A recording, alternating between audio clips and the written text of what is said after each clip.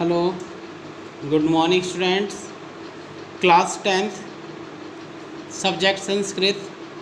आज हम वीडियो बना रहे हैं 29B और लेसन हमारा चल रहा है बेटा 5। ये पहली वाला पार्ट अभी चल रहा है, तो अब तक हम इसमें 6 पहेलियाँ कंप्लीट कर चुके हैं बेटा। आज स्टार्ट करते हैं 7 से। तो 7 जो पहेली है ये भी एक तार्किक पहेली है, यानी तर्क सहित, यानी इसमें एक शब्द के 2 अर्थ दर्शाए जाएंगे। यहाँ पर केशवम पतितम दृष्टवा द्रोणे हर्षम उपागत है रुदंती कौरवा सर्वे हा हा केशव केशव। देखिए बेटा, केशवम, केशवम शब्द के 2 अर्थ होते हैं। केशव का अर्थ होता है भगवान श्री कृष्ण, और एक केशव का अर्थ होता है मृत शरीर। केशवम शव यानी मृत शरीर के लिए आता है यहाँ पर।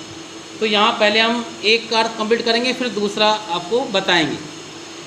पतितम यानी होता है गिरा हुआ, दृष्टवा यानी होता है देखकर, द्रोणे।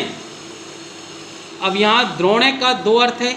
एक द्रोणे से अर्थ बनता है द्रोणाचार्य जी, और एक द्रोणे इसमें एक इसका अर्थ और होता है जिसे कहते हैं कौवा, इंग्लिश में जिसे क्रो कहते हो आप, कौवा। हर्षम यानी खुश, उपागत होता है। कौरवः कौरव, एक तो इसका अर्थ जो दिया है वो सेम रहेगा कि आपने देखा होगा महाभारत में पांडव और कौरव थे, तो उनमें से कौरवा यानी सभी कौरव के बारे में बात की जा रही है। और दूसरा यहाँ कौरवा का एक अर्थ और होता है बेटा, जिसको कहते हैं गीदड़ या श्रृंगाल कह सकते हो, जम्बुक कह सकते हो। रुदंती रोते हैं, सर्वे यानी सभी, हा हा करके यानी हाय हाय करके, केशव केशव यानी भगवान श्री कृष्ण, भगवान श्री कृष्ण, या हे मृत शरीर मृत शरीर।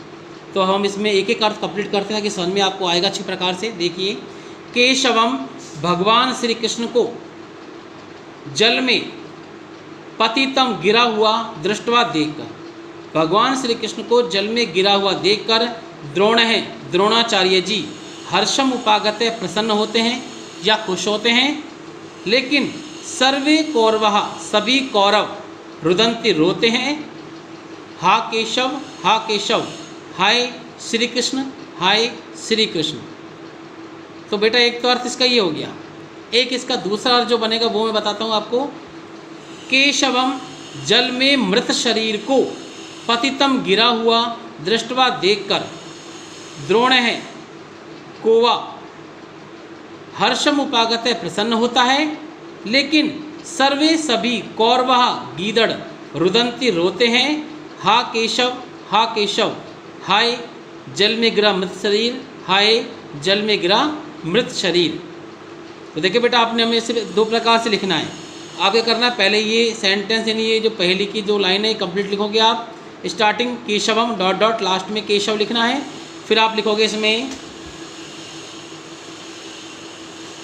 फर्स्ट नंबर डालोगे, इसमें लिखोगे पहले हेडिंग लिखोगे हिंदी अनुवाद, और फिर नंबर 1 डालोगे, पहली अंडरलाइन करोगे, एरो लगाओगे, और आपको लिखना है कि भगवान श्री कृष्ण को जल में गिरा हुआ देखकर द्रोणाचार्य जी प्रसन्न होते हैं और सभी कौरव रोते हैं कि हे हाय भगवान श्री कृष्ण, हाय भगवान श्री कृष्ण। ये लिखोगे आप इसमें। फिर इसमें एक लाइन छोड़ के नंबर 2 डालोगे, फिर लिखोगे पहली, क्योंकि इसमें कोई उत्तर नहीं है बेटा, तार्किक है, तर्क सहित। इसमें सेकंड नंबर डाल के पहली लिखोगे, अंडरलाइन करोगे, एरो लगाओगे, फिर लिखोगे कि जल में गिरे मृत शरीर को देखकर कौवा प्रसन्न होता है, लेकिन सभी गीदड़ रोते हैं कि हाय जल में गिरा मृत शरीर, हाय जल में गिरा मृत शरीर। ये आपको इस प्रकार दोनों पहलियों के अंतर्गत लिखना है। समझ में आया बेटा आपको? इसके बाद देखिए बेटा, आपको यहाँ पर शब्दार्थ हैं। ये शब्दार्थ आपको लर्न करना है, लिखना नहीं, सिर्फ याद करना है।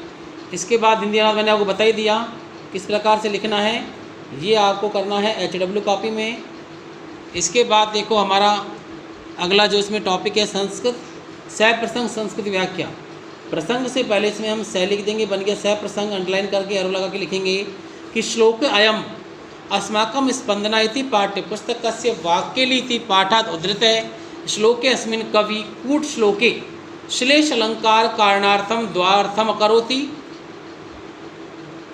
यहाँ तक आपको ये सह प्रसंग लिखना है, यानी इसमें श्लेष अलंकार का प्रयोग हुआ है। बेटा छंद और अलंकार जिस प्रकार आप हिंदी में पढ़ते हैं 9th 10th में होते हैं, लेकिन संस्कृत में 9th 10th में छंद अलंकार नहीं होते हैं वो 11th क्लास से स्टार्ट होता है। तो जब आप 11th क्लास में आएंगे तो वहाँ आपको छंद और अलंकार का पूर्ण रूप से ज्ञान कराया जाएगा।